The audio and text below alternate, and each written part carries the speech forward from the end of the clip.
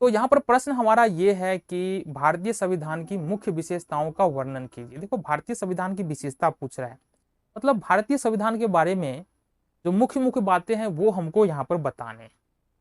सबसे पहली विशेषता कि भारतीय संविधान बहुत बहुत ज्यादा विशाल संविधान है। अब इसका रीजन भी है, इसमें बहुत सारे धाराएं हैं, इसमें बहुत सारे नियम कानून हैं, उसको लिखित रूप में लिखा गया है।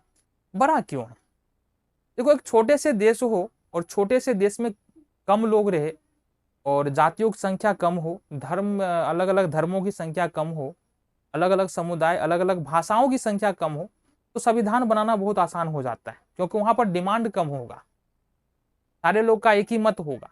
लेकिन अगर भारत जैसा देश हो तो यहाँ डिमांड बढ़ता है, अलग अलग लोगों का सोच अलग अलग है, अलग अलग जाति अलग अलग धर्म अलग अलग भाषा बोलने वाले लोग हैं, तो नियम भी उतने तरह के बनेंगे ना, और नियम में भी उतनी पेचीदगी आएगी। अब तो हम लोगों का सौभाग्य है कि संविधान को इतना ज्यादा बेहतर बनाया गया है कि वो संविधान अभी तक टिका हुआ है कुछ फेरबदल करने के बाद। अब कुछ फेरबदल हम इसलिए बोल रहे हैं कि संविधान में समय समय पर संशोधन होता रहता है। तो पहली विशेषता तो है भारत की जो संविधान है वो बहुत ज्यादा विशाल संविधान है। दूसरी विशेषता क्या है? ये लचीला और थोड़ा कठोर है। इसको बीच बीच का संविधान बोल सकते हैं, ना बहुत ज्यादा लचीला है ना ही बहुत ज्यादा कठोर है। ठीक है। तीसरी जो विशेषता है, यह संविधान कई संविधानों से मिलकर के बना है। मतलब जो भारतीय संविधान है ऐसा नहीं है कि रातों रात बैठे और लिख दिए। जो विदेशों का जो संविधान है, अमेरिका हो गया, इंग्लैंड हो गया, इस सब का जो संविधान है उसमें से कुछ कुछ बातें ले करके यहाँ पर भारत का अपना संविधान बना है। तो भारत का संविधान ऐसा नहीं सिर्फ भारत का ही संविधान है, जो जो अच्छी बातें दूसरे संविधान में थी उसको हमने उठा करके उसमें थोड़ा सा फेरबदल करके भारतीय संविधान में डाल दिया। इनमें अन्य देशों की अच्छाइयों को अपनाया गया, जैसा कि हमने पहले ही बता दिया कि भारतीय संविधान में अलग अलग देशों की जो अच्छी बातें हैं, दूसरे देशों के संविधान में जो अच्छी बातें हैं उसको यहाँ पर अपनाया गया है। इसमें एकात्मक तथा संघात्मक दोनों संविधान के गुणों को अपनाया गया है। अब देखो यहाँ पर एकात्मक भी आया है और संघात्मक भी आया है। अब इसका थोड़ा मतलब समझो। एकात्मक का मतलब है कि सरकार जो है ना केवल एक स्तर पर होगा, यानी केंद्र में ही सरकार होगा, राज्य में सरकार नहीं होगा। लेकिन भारत के अंदर संघात्मक शासन व्यवस्था है। अब संघात्मक में एकात्मक शासन व्यवस्था ऐसा बोल सकते हैं। क्यों? क्योंकि यहाँ पर शक्तियों का बंटवारा तो होता है, दो स्तर की सरकार है, संघात्मक सरकार है, दो स्तर की सरकार है, एक केंद्र सरकार की दूसरा राज्य सरकार की।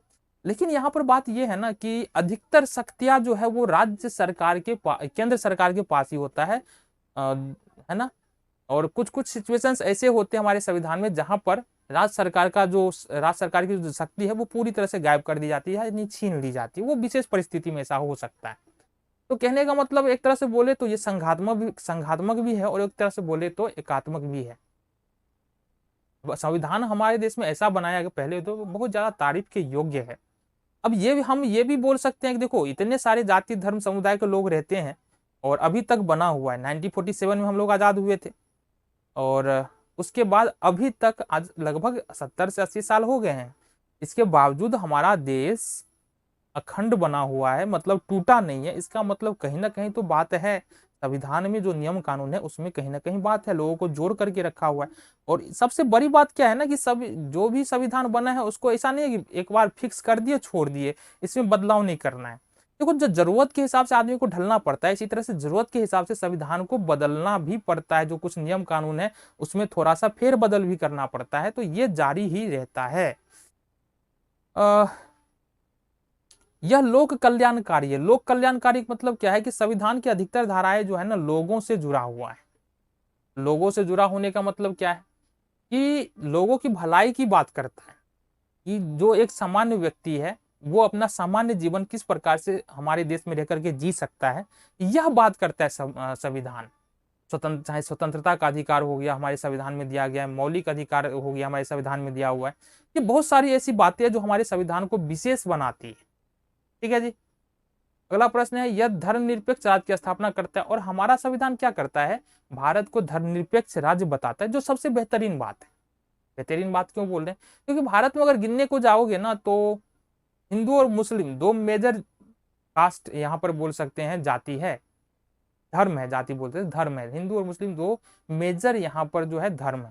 देखिए इसका मतलब ये नहीं है कि दूसरे धर्म के लोग भी है और वो उतनी ही खुशहाली से यहाँ पर रहते हैं। ठीक है।